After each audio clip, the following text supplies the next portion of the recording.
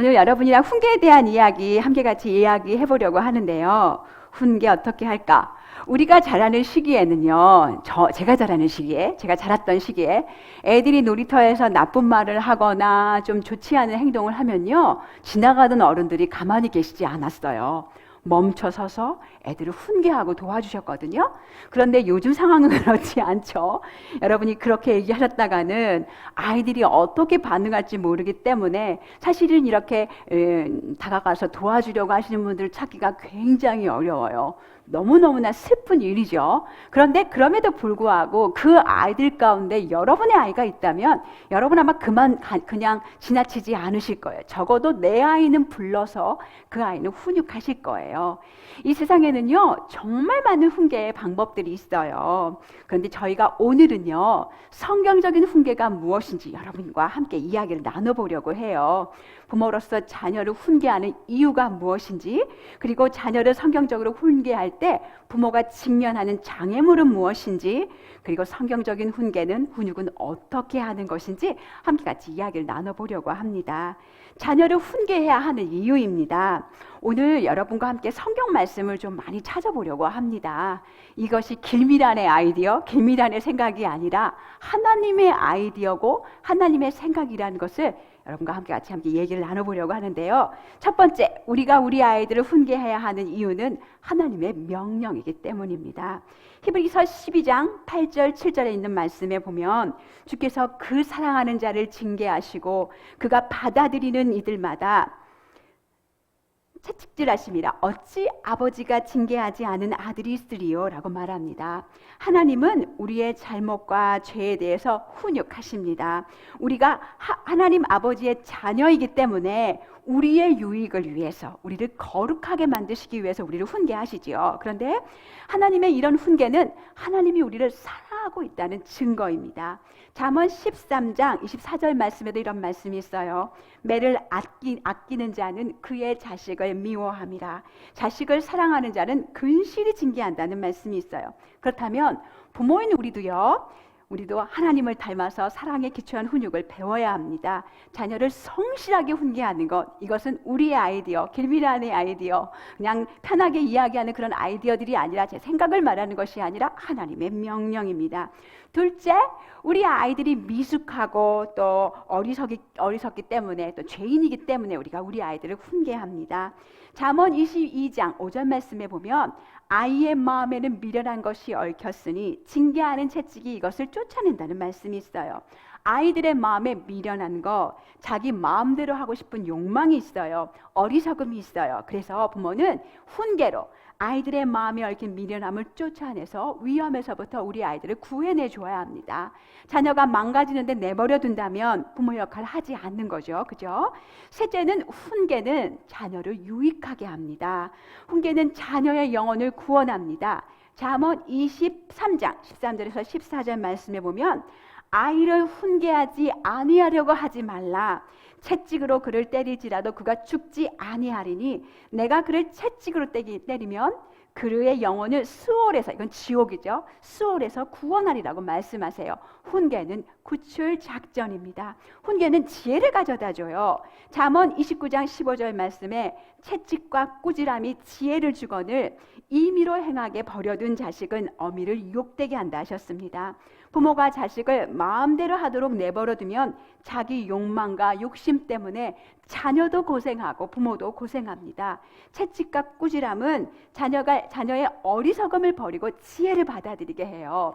테드 트리 목사님이 마음을 다루면 자녀의 미래가 달라진다는 책에서 이렇게 말씀하셨어요. 바로 잡기 위해 드는 매는 자녀에게 지혜를 가져다 준다. 그것은 반항의 어리석음에 대해 즉각적인 실감나는 효과를 눈으로 보여준다.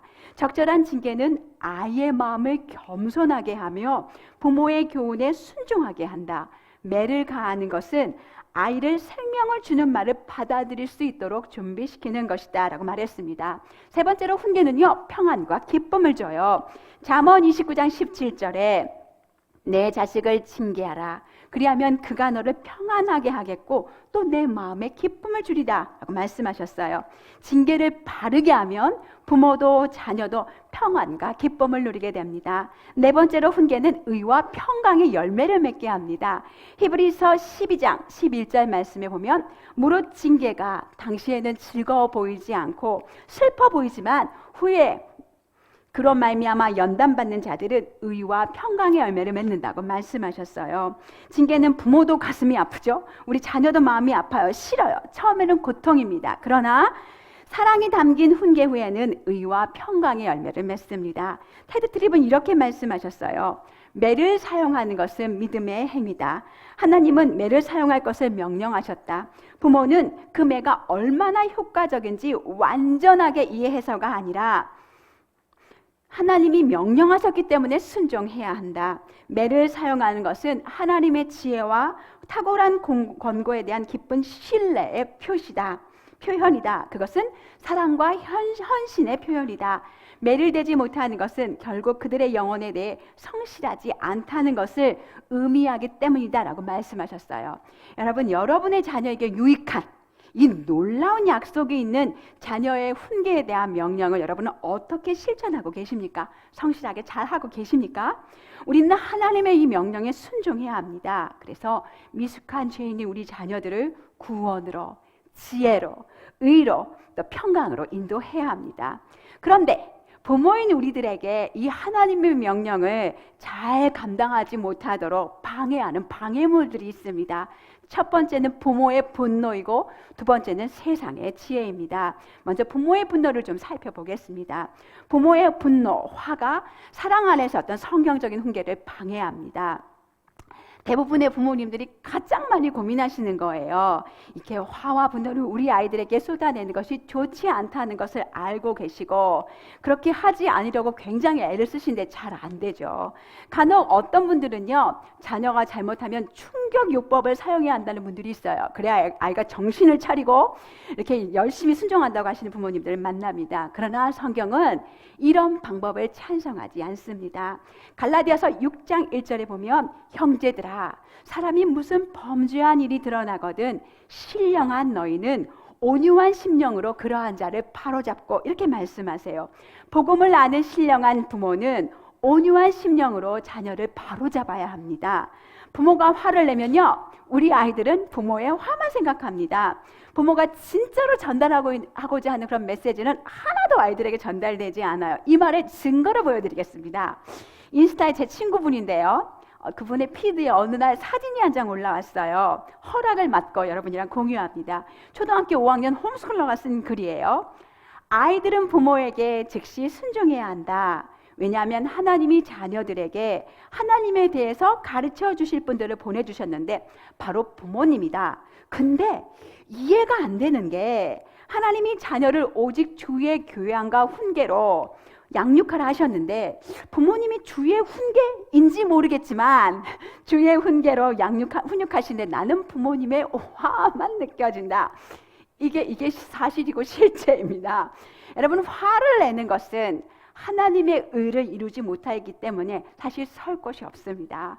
야고보서 1장 19절에서 20절 말씀에 보면 내 사랑하는 형제들아, 너희가 알지니 사람마다 듣기는 속히 하고 말하기는 더디하고 성내기는 더디하라고 말씀하세요. 왜요?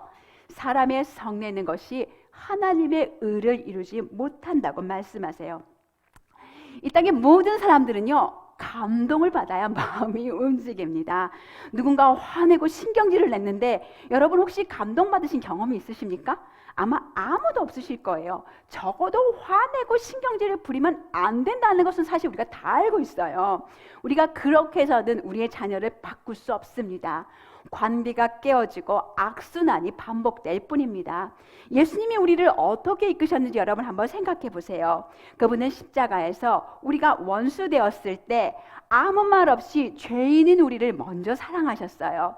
자신의 모든 것을 우리를 위해 주셨어요. 그래서 오늘 우리가 이 자리에 있는 것입니다. 그분의 한없는 인내, 온유와 친절이 우리를 변화시켜서 회개하게 했고 하나님을 따라가는 사람들이 되게 했어요. 그분의 제자의 길을 걷도록 도와주셨어요.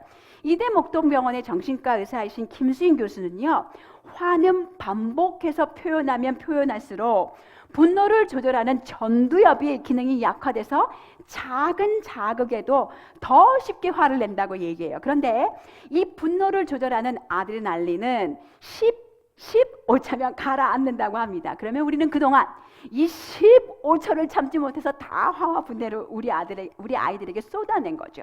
그래서 여러분이 많이 화가 낸다면 어떻게 하셔야 되냐면 화장실로 달려가시든 안방으로 들어가시든 그곳에 가셔서 열을 세시면서 기도하십시오. 주님, 제가 우리 아이들의 이 어떻게 행하는 어떤 행동 때문에 화가 납니다. 제 마음을 가라앉혀 주십시오. 제가 온유하게 지혜롭게 이 상황을 다룰 수 있도록 성령님 저를 좀 도와주십시오. 이렇게 기도하고 하나님을 의지하시면서 우리 아이들을 도와주십시오. 부모가 화를 내는 일이 반복되죠. 그렇게 반복되면 자녀들은 부모에 대한 존경심이 사라집니다. J.C. 라일이 부모의 의무라는 책에서 이렇게 말씀하셨어요. 자녀의 사랑을 잃어버리지 않도록 노력하십시오. 자녀가 여러분을 두려워하지 않게 하십시오. 이것은 아주 위험한 일입니다.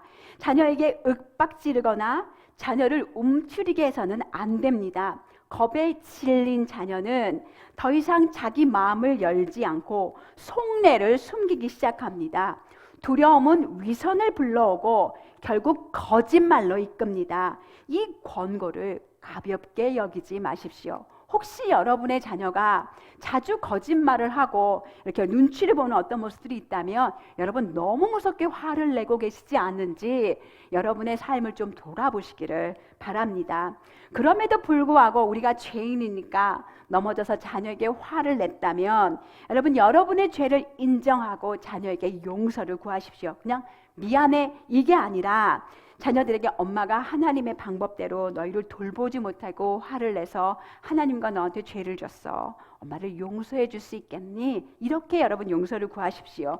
이렇게 용서를 구하라고 얘기하면요, 많은 분들이 그러세요. 저는 하루 종일 용서를 구해야 돼서 위신이 서지 않는다고 이야기하시는 분들이 계세요. 여러분 우리 부모들은요 다 연약해요. 세상에 완벽한 부모는 없습니다. 자녀에게 용서 구하는 일 쉽지 않죠. 저도 해봤더니요, 처음에 용서를 구하려고 하니까 혀가 말리고 그냥 막 그걸 버티느라고 막 하루 종일 저하고 싸우고 있더라고요. 굉장히 고통스러웠어요. 한 번도 쉽게 되지 않더라고요. 그런데 자녀는 부모의 좋은 모범을 통해서도 배우지만 실패한 부모의 모습을 통해서도 겸손한 반응을 통해서 배웁니다. 자녀도 실패했을 때, 죄를 지었을 때는 용서를 구해야 하는구나 라는 걸 배우고요.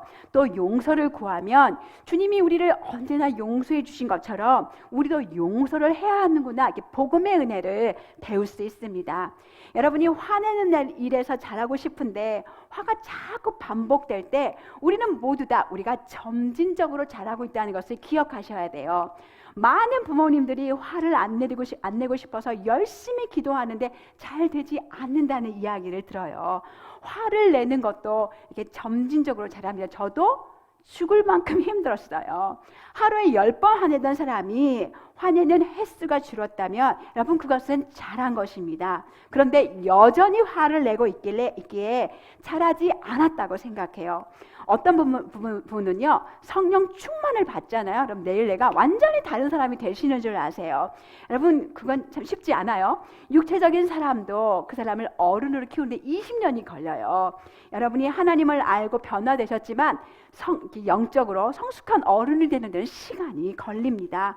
화를 낼 때마다 사탄은 그 시간을 정확하게 딱 감지하죠. 너는 구제불능이야. 이거 봐, 달라지지 않아. 이렇게 여러분을 비아냥거리면서 고소할 거예요. 그때 여러분 속지 마세요. 여러분 안에 사시는 성령님을 의지하시면서 여러분이 또 회개하시고 여러분의 양심을 찌르실 때마다 성령님께 순종하시면서 부지런히 용서를 구하시면서 자라가십시오. 여러분의 배우자와 협력하셔서 서로 잘하고 있어 격려 많이 해주시고요. 또 교회 지체들에게 잘 안 될 때 여러분의 삶을 오픈하고 기도해달라고 부탁하고, 저는 저의 죄에 이런 패턴들이 있을 때마다 우리 교회 지체들에게 이렇게 기도해달라고 도움을 요청하면서 정말 제 삶이 굉장히 많이 달라지는 것들을 많이 발견했어요. 그래서 여러분들 이렇게 교회 지체들에게 날 위해서 좀 기도해줘, 그리고 점검해줘, 이렇게 이야기해 보시면서 아주 적극적으로 화와 같이 싸우십시오. 성령께서 신실하게 여러분을 도와주실 것입니다. 두 번째로요, 우리 아이들과의 어떤 성경적인 훈육의 방해물은 성경의 지혜보다 세상의 지혜, 매스컴, 또 어떤 이렇게 전문가라고 말씀하실 그런 분들이 우리의 어떤 양육들을 이렇게 혼란스럽게 합니다. 사실 지난 50년 가까이요, 세상의 심리학자, 교육학자들은 부모가 체벌하는 것을 찬성하지 않았습니다. 현재 우리나라를 포함해서 세계 61개국이 법으로 체벌을 금지하고 있습니다. 법으로 정해진 것은 사실 50여 년 전이지만, 제가 크리스천의 가정세우기 엘리자베스 엘리엇 책을 봤더니요, 1888년 제이시 라일 목사님이 살았던 그 시대에도 벌써 체벌에 대한 이야기들이 질문으로 남아있는 것을 발견했습니다. 대한민국 육아의 멘토, 소아 청소년 정신과 의사님 오은영 박사님, 그분이 멘토라고 불리우시잖아요. 그분도 체벌을 금지하라고 말씀하십니다. 그분은 체벌은 진짜라고 착각한 자식 사랑이고 자식에게 상처만 준다고 얘기하세요. 그분의 부모 10계명 중에 네 번째 계명이 이렇습니다. 때리지 마세요. 부모에게 맞으면 아이는 세상이 안전하지 않은 곳이라고 느끼게 돼요. 체벌의 90% 이상은 부모가 자기 감정을 다스리지 못한 결과랍니다라고 이야기합니다. 오은영 박사님이 체벌을 금지하는 이유는 부모들의 자기 감정을 다스리지 못하는 어떤 결과 때문인 거죠. 해상 전문가들이 말하는 체벌 금지는 성경적인 자녀 양육의 방법론이 아닙니다. 우리는 이 문화적인 도전 앞에 있어요. 해상 전문가들이 체벌을 반대하는 이유는 오은영 박사님처럼 감정을 조절하지 못하는 이런 체벌이 아동 학대로 발전할 수 있기 때문입니다. 이 말에 동의합니다. 이 말이 맞습니다. 그런데 자기 감정을 조절하지 않고 분노로 체벌하는 것은 성경도 우리 하나님도 금하신 것입니다. 그러기에 부모는 먼저 자기 감정과 분노를 다스리고 자녀를 훈육해야 합니다. 하나님이 명령하신 징계는 세상 전문가들이 말하는 아동 학대와 관계가 없습니다. 성경이 말하는 체벌은 난폭하고 자제력이 없이 이렇게 행사하는 권리가 아닙니다. 부모의 좌절감이나 보복으로 사용하고 강압적으로 자녀들에게 두려움을 주는 그런 체벌이 아닙니다. 만약 여러분이 그렇게 자녀를 다루고 계시다면 이것은 하나님의 청지기가 아니라 폭군 행사를 하고 계시는 것입니다. 이런 징계는 절대로 자녀를 하나님 앞으로 인도할 수 없습니다. 오히려 자녀들에게 불쾌감을 주고 거절감을 주고 반항하게 하고 부모로부터 또 하나님으로부터 멀어지게 합니다. 자녀에게 매를 사용해서 훈계하는 것은 정말 신중하셔야 합니다. 하나님은 성경 어디에도 부모의 감정과 상처를 폭발하는 권리로 이 매를 사용하도록 주신 적이 없다는 것을 기억하십시오. 이건 모두 다 부모의 분노의 죄입니다. 잠언에서 나오는 그 채찍이라는 말도요, 영화에서 나오는, 옛날 고대 영화에서 나오는 게 막 휘두르는 그런 채찍을 말하는 것이 아니라, 영어로 보면 그 단어는 rod예요. rod는 뭐냐, 이렇게 여러분 흔들며 이렇게 흔들리는 작은 나뭇가지를 이야기합니다. 하나님은 자녀를 훈육하실 때 사랑 안에서 하십니다. 그것처럼 부모인 우리도 반드시 사랑 안에서 우리 자녀들을 훈육해야 합니다. 그리스도인의 부모들이 세상의 어떤 지혜와 그런 사람들의 이야기들을 하나님의 지혜보다 더 크게 보면 안 됩니다.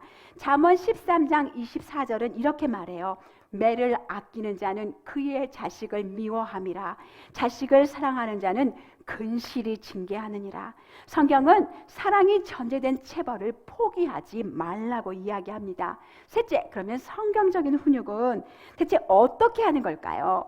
성경에서의 훈육의 두 가지 도구는요, 사랑으로 마음을 다루는 매와 또 사랑으로 마음을 다루는 대화, 이 두 가지입니다. 원리는 이렇습니다. 사랑이 담긴 매와 사랑으로 대화를 이렇게 마음을 다루는 대화를 균형 있게 사용하셔서 우리 자녀의 양심에 호소하는 것입니다. 먼저 어떻게 지혜롭게 매를 사용하시는지 훈계의 과정을 한번 살펴보겠습니다. 5가지의 단계가 있는데요. 첫 번째, 규칙을 정하고, 그리고 아이를 훈계하고, 또 사랑의 매를 들고, 또 서로 용서하고 화해하는 과정, 또 혹시 책임을 지불해야 하는 어떤 과정이 있다면 책임을 지불하는 것까지, 이렇게 5가지 과정이 있습니다. 첫 번째, 규칙을 정하기예요. 먼저 부부가 함께 규칙을 정하셔야 돼요. 자녀에게 무엇을 해야 할지, 어떻게 해야 할지를 가르칠 것인지, 어떤 상황에서 어떻게 훈계할 건지 함께 이야기를 나누셔야 돼요. 아이를 존중하면서 원하는 대로 가르쳐주라는 이 세상의 압력 속에서 자녀들에게 이렇게 간단한 규칙을 만들어서 적용해야 하는 것에도 많은 부모님들이 염려가 많으세요. 이거 우리가 우리 아이들을 이렇게 숨 못 쉬게 만드는 건 아니야? 애들이 반항하면 어쩌지? 우리가 이 규칙들을 지킬 수 있을까? 엘리자베스 엘리엇은 이렇게 말합니다. 우리가 아이들을 쥐어짜서 우리 자신의 틀에 집어넣고 있다는 두려움 속에서 우리는 세상이 우리를 쥐어짜서 세상의 틀에 집어넣도록 하는 위험에 빠져 있다. 이런 이야기는 아마 여러분이 자주 들으셨던 이야기 중에 한 대목이 제가 이제 이 이야기와 연관돼서 생각이 나는데요. 부모가 자녀를 제자화하지 않으면 세상이 자녀를 제자화할 것이다. 이거와 같은 맥락의 그런 이야기예요.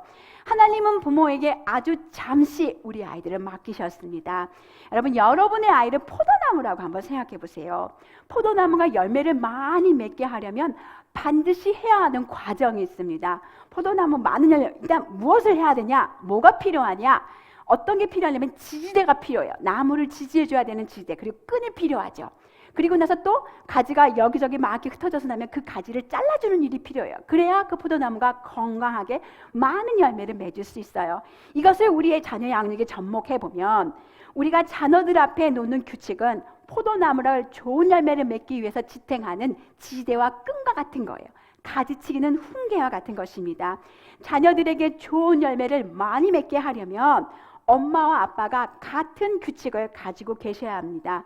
자녀 앞에서 규칙이 서로 다르거나 의견 차이로 다투면 이건 이제 좋지 않죠. 우리 아이들은 굉장히 영리해요. 그래서 부모가 이런 다름을 이용하려고 해요. 엄마가 안 돼 그러면 아빠한테 가요. 그래서 아빠한테 막 얘기를 해요. 그래서 여러분이 아이들에게 물어보셔야 돼요. 엄마가 뭐라고 말했어? 아빠하고 엄마는 한 팀이야. 엄마하고 아빠 생각은 똑같아. 이렇게 우리 아이들이 엄마 아빠의 다름을 이용하려는 어떤 생각을 꿈도 꾸지 못하도록 두 분이 같은 마음을 가지고 계셔야 합니다. 규칙은 우리 아이의 나이에 맞게 아이들이 지킬 수 있는 일이어야 돼요. 예를 들어서 저희 집에 있는 규칙, 몇 시에는 자야 된다. 일어나는 건 이제 저희 아이들 다 알아서 일어났는데요. 아침에 일어나서 꾸물꾸물 거리지 않고 곧바로 묵상하기, 가정 예배하는 거, 부모님 말씀에 순종하기, 형제에게 친절하기, 몸으로 싸우지 않기, 거짓말하지 않기, 해야 할 일 먼저 하고 싶은 일 하기, 뭐 이런 규칙들이 여러 가지가 있겠죠.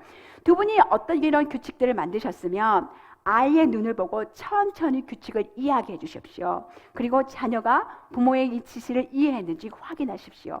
우리 집에서요, 매를 드는 이유에는 이제 3가지 이유가 있었습니다. 자녀에게 우리가 정확한 지시를 했는데 의도적으로 불순종했을 때, 또 자녀가 다른 사람에게 해를 입혔을 때, 물거나 발로 차거나 뭐 때리거나 이렇게 했으면 이제 저희 이제 매를 맞았어요. 3번째는 거짓말이나 도적질입니다. 하나님 앞에서 우리는 정직하게 살아야 하기 때문에, 하나님을 두려워하기 때문에 이 거짓말과 도적질에 대해서는 우리가 정해진 매 2배로 맞았어요. 우리 하나님은 사랑의 하나님이세요. 그러나 공의의 하나님이기도 하십니다. 그래서 우리는 우리 아이들이 어렸을 때부터 하나님을 두려워하고 경외하도록 가르쳐야 합니다. 너희들이 엄마 아빠는 속일 수 있어. 그런데 하나님은 속일 수 없어. 하나님은 마음의 동기까지 너희가 무슨 일을 하는지 전부 다 알고 계시는 분이야. 그리고 마지막 날에 우리는 하나님 앞에서 우리가 이 땅에서 한 것을 입으로 다 말해야 돼. 그래서 심판의 그날이 있기 때문에 하나님 앞에서 정직하게 하나님을 의식하면서 그분의 권위 아래 하나님의 영광을 위해 살아야 한다는 이야기들을 말해 주었습니다. 조지 맥도널드는 이런 얘기를 하셨어요. 하나님에 대한 경외심은 인간으로 하여금 그분으로부터가 아니라 자신으로부터 벗어나게 한다. 제멋대로 살지 않게 한다는 거예요. 그분에게서 멀어지게 하는 것이 아니라 하나님과 이웃에게 잘못을 저지르지 않기 위해 두려움 속에서 그분 하나님 아버지께로 나아가게 할 것이다. 무슨 말일까요? 내가 그 일을 내 힘으로 할 수 없기 때문에 하나님께 나아가 하나님을 의지하고 도움을 구하게 만든다는 거예요. 여러분에게 자녀에게 하나님을 경외하는 그런 마음을 아주 어렸을 때부터 정직하게 거짓말하지 않게 그분 앞에서 그분을 두려워하며 살아갈 수 있도록 도와주셨으면 좋겠습니다. 그리고 우리가 이렇게 규칙을 정할 때요, 순종을 요구할 때 조심해야 할 것은 우리 아이들이 미숙하잖아요. 그래서 이제 실수도 많이 해요. 예를 들어 뭐 음식을 흘리거나 물을 쏟거나 그릇을 깨거나 뭐 중요한 물건들을 깼거나 이런 일을 이제 순종과 연관시켜서 매를 드시지 않았으면 좋겠습니다. 이럴 때는 오히려 괜찮냐고 물어봐야죠. 그럴 수도 있어 하고 물을 이렇게 닦아줘야죠. 어떤 분이 한 번은 물병을 학교에다 두고 5번이나 잃어버린 이 아이를 엄마가 잘 챙겨오라고 얘기했는데 순종하지 않았으니까 매를 들 수 있는지 물어보셨어요. 이런 일들은요, 사실 매를 들 일이 아닙니다. 오히려 그 아이가 자신의 용돈에서 물병을 사게 하는 게 훨씬 더 효과적입니다. 두 번째 단계는 훈계하기입니다. 훈계해야 하는 어떤 상황에 아버지가 계시면 아버지가 훈계하시기를 권합니다. 아버지는 가정의 인도자세요. 훈계의 상황 속에서 주도권을 가지고 도와주십시오. 훈계의 상황에 아버지가 만약 계시지 않아요? 그럼 어머니가 하십시오. 우리 애들은요, 잘못하고 나서는 금방 까먹어요. 그런데 이따 아버지 오면 봐, 너 혼날 거야. 이렇게 하고 나서 아빠가 퇴근하고 나서 혼나잖아요. 뭔가 억울한 마음이 아이에게 들어요. 그래서 아이들이 잘못했을 때 여러분이 곧바로 훈계하시는 것이 훨씬 더 효과적입니다. 자녀를 훈계할 때 단호해야 하지만 여러분 조심하셔야 될 것이 있어요. 사랑으로 하셔야 돼요.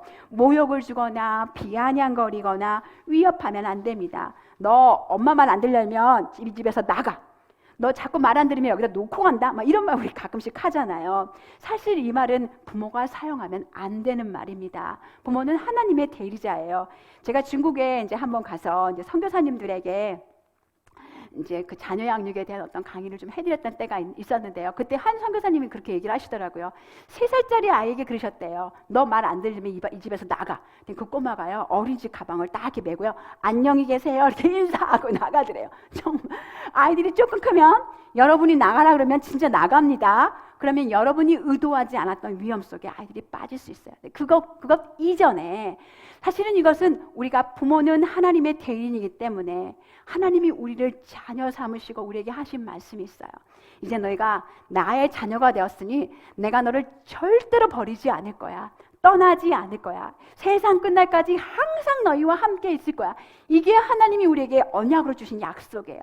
여러분, 이 말이 우리가 이 땅을 살아가면서 얼마나 위로가 되고 격려가 돼요.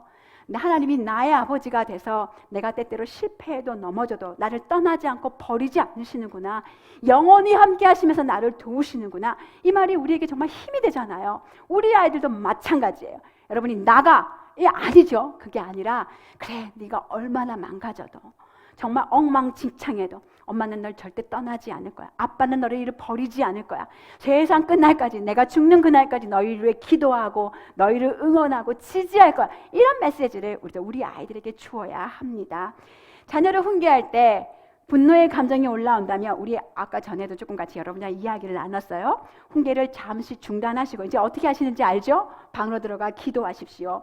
부모가 화가 나는 이유는 전 시간에도 지난번 첫째 날에 우리가 배웠던 것처럼 부모 마음에 있는 죄와 우상 때문입니다. 그래서 여러분의 마음 안에 어떤 죄와 우상이 있는지 반드시 살펴보셔야 합니다. 혹 자녀에게 마음을 상하는 행동이나 말을 했다면 여러분 자녀를 훈계하기 이전에 그것부터 용서를 구하셔야 돼요. 여러분의 아이가 95%를 잘못하고 여러분은 5%밖에 잘못을 안 하셨다 하더라도 그 5%를 가지고 진심으로 자녀에게 용서를 구해야 우리 아이들은 부모의 훈계를 귀담아 들으려고 합니다. 만약에 그냥 네가 훨씬 더 많이 잘못했는데 이런 마음을 가지고 여러분이 분노로 자녀의 훈계를 하신다면 마음만 상하게 하고 아무 효과도 없어요. 아이는 화만 기억합니다. 오히려 자녀의 마음을 노엽게 하고 자녀의 마음을 잃게 합니다. 세 번째 단계는 이제 사랑으로 매를 사용하시는 건데요. 우리는 훈계하는 시간을 아름다운 드라마가 되도록 해야 돼요.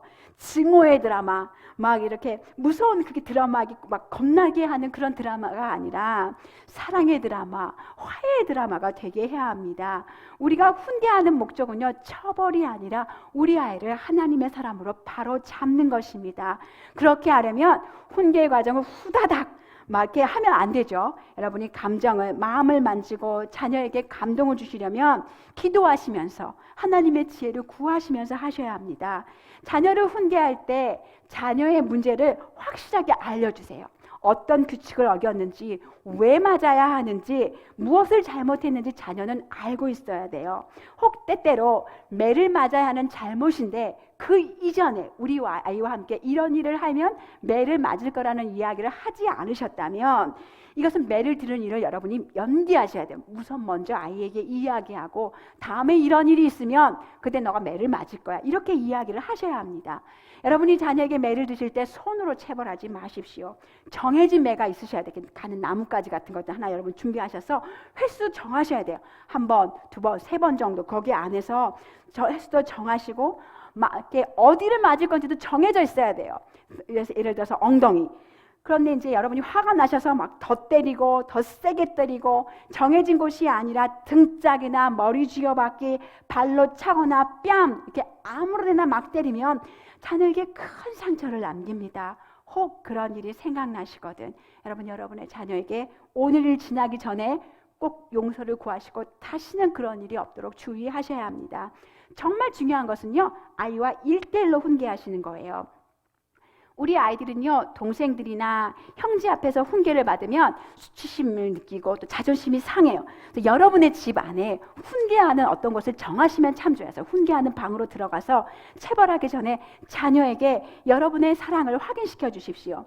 아빠는 널 정말 사랑해. 너한테 회초리 드는 거 좋아하지 않아. 네가 매 맞으면 아빠도 마음이 너무 아파. 아빠가 징계하는 건 널 사랑하기 때문이야. 하나님도 사랑하는 사람을 징계하셔. 너를 사랑하기에 내가 죄를 짓는 것을 그냥 둘 수 없단다. 네가 순종하면서 하나님이 너한테 주시려고 하시는 복을 누리기를 원해. 이렇게 이야기하고 이제 징계하시고요. 또 사랑의 어떤 기회를 잡으셔서 사랑의 매를 아이들이 받아들일 때 화를 내거나 소리 지르거나 변명하거나 트집 잡지 않고 인정하고 평온하게 잘 받아들일 수 있도록 이야기를 나누셔야 합니다. 저희 집에서 때때로 우리 아이들이 여러 번 훈계하고 여러 번 혼난 날 때때로 적절하게 은혜도 베풀었어요. 은혜를 베풀었다고 훈계를 안 한 것은 아니에요. 아이들이랑 충분히 대화를 나누고 아이들을 꾸짖고 격려하고 엉덩이를 맞아야 되는데 이번에는 그냥 넘어가 준다. 또 어떤 때는 베개가 대신해서 매를 맞은 적도 있었습니다.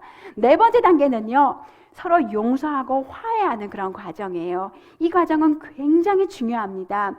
용서 구할 일이 있으면 상대방에 가서 용서를 구하게 하세요. 그리고 그 대답을 뭘 그런 거 갖고 그래, 괜찮아? 이렇게 대답하는 게 아니라 용서를 구해줘서 겸손하게 용서를 구해줘서 고마워, 용서해 줄게, 이렇게 이야기하게 하십시오. 여러분도 서로에게 용서를 구하실 때 이렇게 답하시면 좋겠습니다. 화해 이후에는 함께 기도하셔야 돼요. 제가 우리 아이들에게 기도할 때 네가 잘못한 이야기를 너의 말로 하고 하나님께 용서해달라고 이야기하라고 하니까요, 참 이상한 일들을 신기한 일을 발견했는데요. 아이들이 그때마다 자기가 잘못한 일을 자기의 말로 말하는 것을 좋아하지 않아요. 꼬물꼬물거려요. 말하고 싶지 않아요. 이게 죄인의 본성이죠. 그럴 때 우리 아이들과 함께 요한일서 1장 9절에 있는 말씀을 나누고, 만일 우리가 우리 죄를 자백하면 그는 미쁘시고 의로우사 우리 죄를 사하시며 모든 불의에서 우리를 깨끗하게 하실 거다. 그래서 우리가 자백해야 되는 어떤 그런 원리에 대해서 우리 아이들에게 가르치고 나서 죄를 고백하고 용서하는 일은 부끄러운 일이 아니라고 이야기해 줬어요. 용기 있는 일이야. 겸손한 일이야. 죄를 구하지 않는 것이 부끄러운 일이야. 우리는 예수 그리스도의 십자가로 주님이 그 모든 수치들을 전부 다 면해 주신 사람들입니다. 그래서 주님이 우리의 죄를 용서해 주셨고 의롭다 해주셨기 때문에 그 복음의 능력 때문에 서로에게 담대하게 감사함으로, 그 은혜를 감사함으로 용서를 구할 수 있습니다. 그리고 이제 아이들이랑 같이 기도하게 하면서요, 자녀가 자기의 죄를 고백하고 그리고 나서 하나님 앞에 용서를 구하는 그 기도를 한 다음에 제가 거기에 덧붙여서 복음의 능력을 말해줬어요. 하나님, 우리가 이렇게 늘 죄를 저지르고 그리고 넘어질 수밖에 없는 것을 주님이 아시고 이 땅에 오셔서 감사합니다. 주께서 십자가를 주시고 우리의 죄를 깨끗하게 해주시고 예수 그리스도의 그 의로운 옷을 우리에게 입혀주셔서 고맙습니다. 하나님, 우리 힘으로 이 죄를 이길 수 없습니다. 주님, 우리를 도와주세요.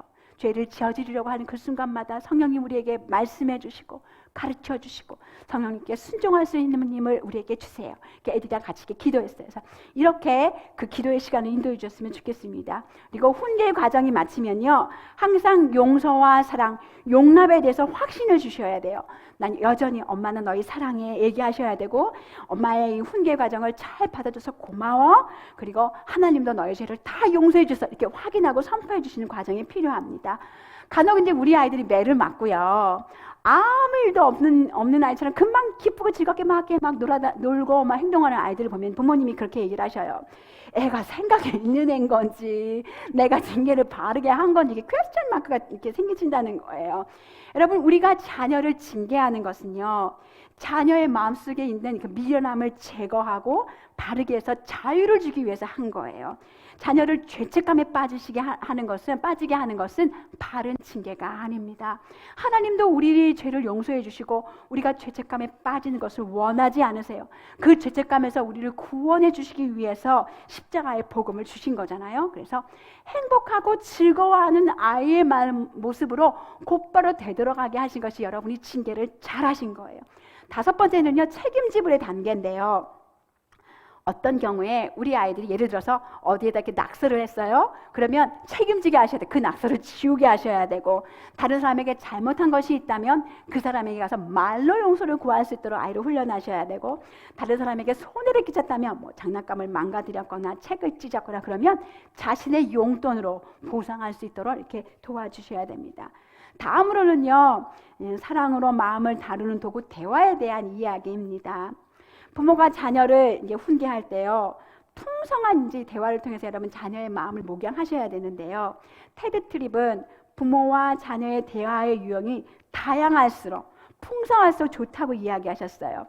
대화에는 격려, 바르게 함, 책망, 간청, 기도, 경고, 가르침과 기도가 포함된다고 얘기하셨고, 이 모든 것은 부모와 자녀의 관계 속에서 일상화, 삶이 되어야 한다고 이야기하셨어요.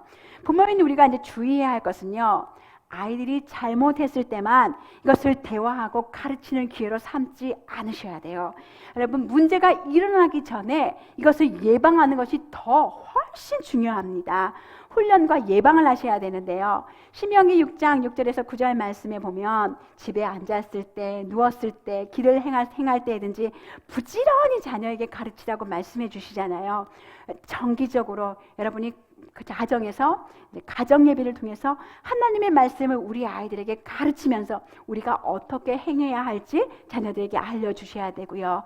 또 삶의 모든 상황들 속에서 길거리를 지나가다가 광고의 문구를 보며 생각대로 살아, 네가 너 생각이 답이야, 뭐 이런 문구를 보신다면 여러분이 할 말 있죠. 얘들아, 생각대로 살면 안 돼. 하나님의 생각대로 살아야 돼. 네가 생각하는 게 답이야. 네가 생각하는 게 답이 아닐 때가 되게 많아. 우리는 타락했거든. 말씀이 뭐라고 말씀하시는지 비춰봐야 돼. 우리를 그 말씀에 시험해봐야 돼. 그게 답이야. 이렇게 얘기해 주실 수 있겠죠. 신문 기사를 접할 때, 영화를 함께 볼 때, 아이들이 삶 가운데 가르쳐야 되는 이슈들이 등장할 때마다 자녀들을 가르치면서 풍성하게 대화를 하셔야 돼요. 그런데 우리 아이들이 요즘 이렇게 부모와 대화하는 그런 시간들을 갖기에 너무나 어려운 환경 가운데 있음을 봐요. 학교가 마치고 나면 이렇게 학원으로 다 뺑뺑이를 돌다가 8시, 9시, 10시 집에 오는 그런 아이들, 참 마음이 아파요. 또 이제 부모님 두 분 다 맞벌이를 하셔서 어쩔 수 없는 그런 아이들을 이렇게 막 돌리시잖아요. 대단히 마음이 아파요. 아이들이 많은 시간을 부모와 함께 있으면서 배워야 하는 이 모든 것들을 잃어버리고 있는 것이 얼마나 가슴이 아픈지 몰라요.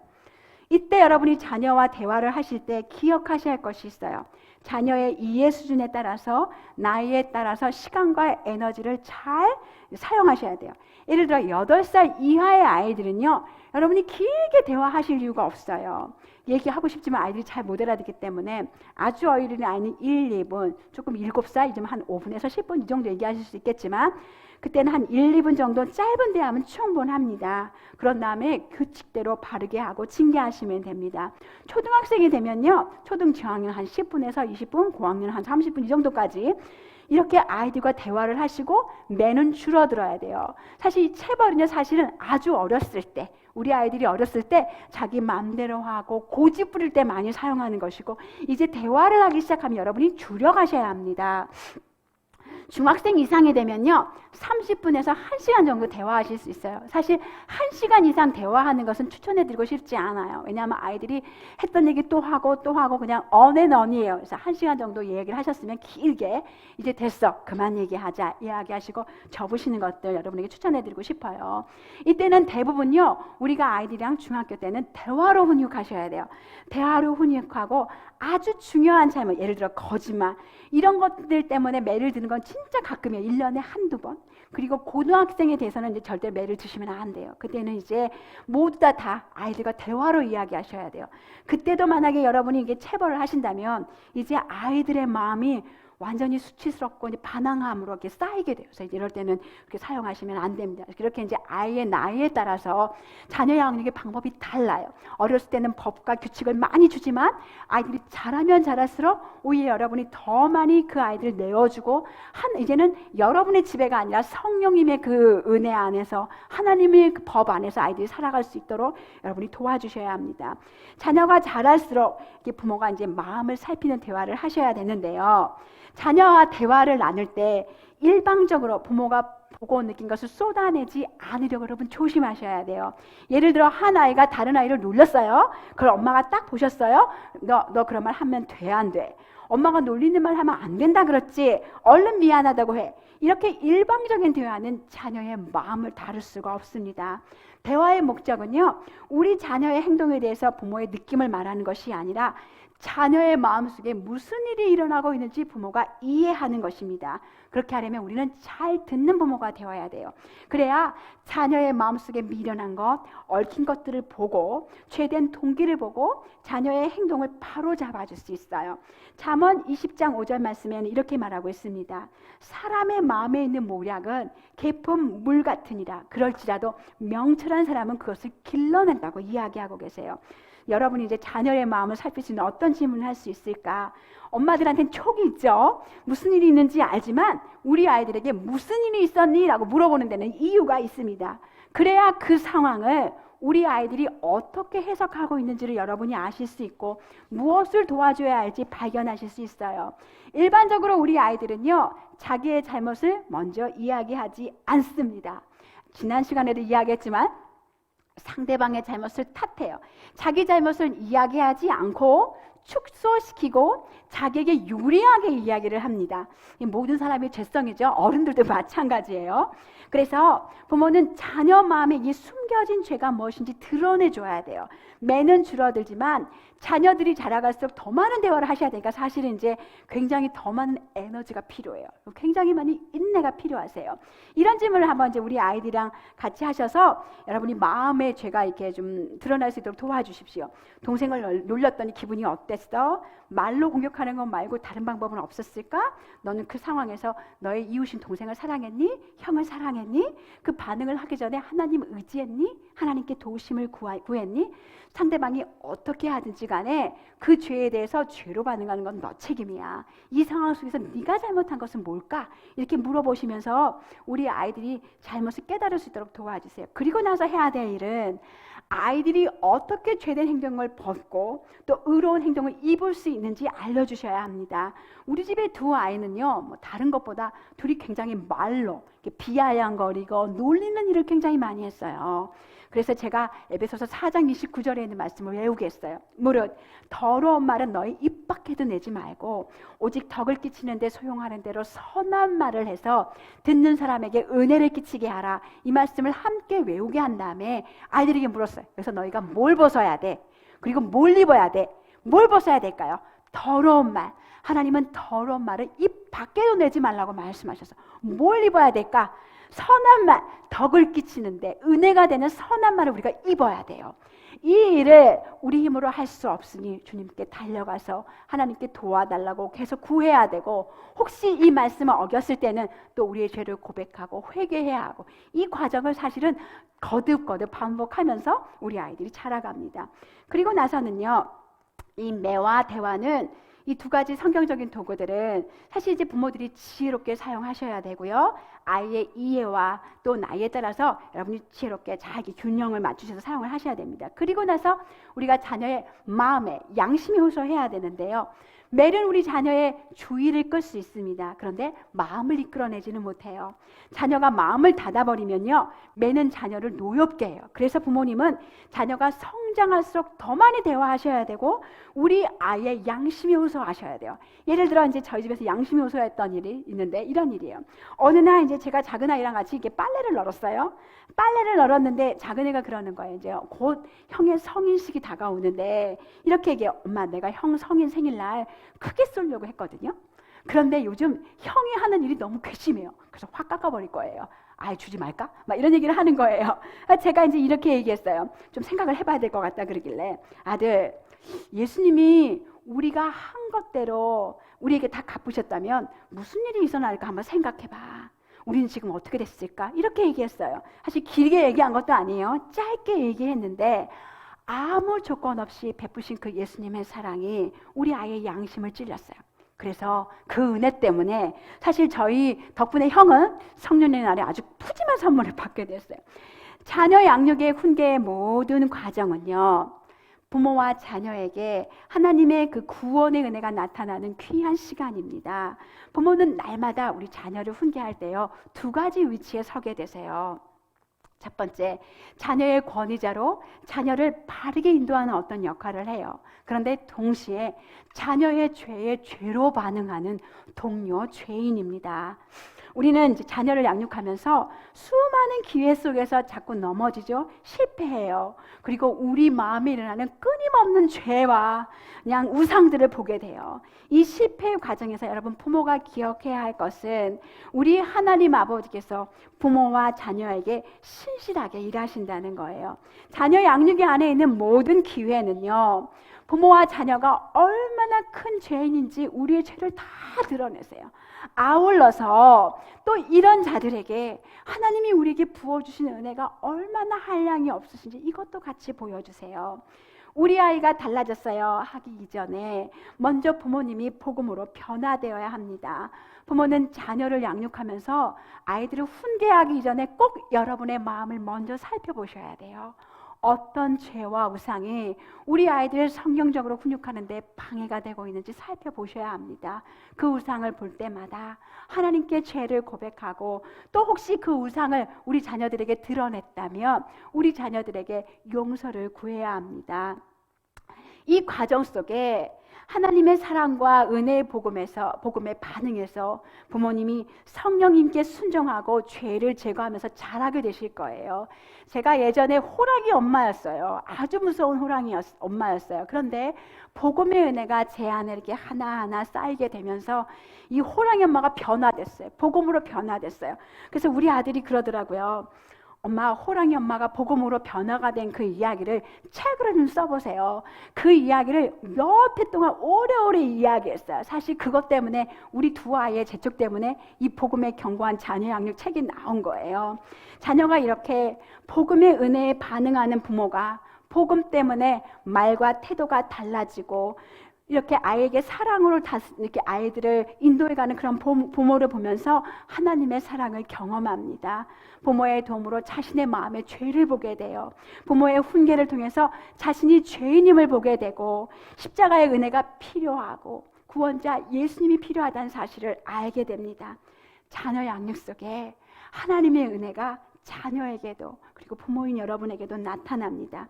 여러분, 이 모든 훈계의 과정 속에요, 주님의 구원을 주님이 경험하게 하고 거룩하게 하시는 이런 자녀 양육의 모든 과정 속에 그 하나님의 디자인을 여러분 누리시면서 그 놀라운 자녀 양육을 함께 하시기를 바랍니다. 이 은혜가 여러분 모든 가정에게 항상 넘치시기를 바랍니다. 함께 같이 기도하겠습니다.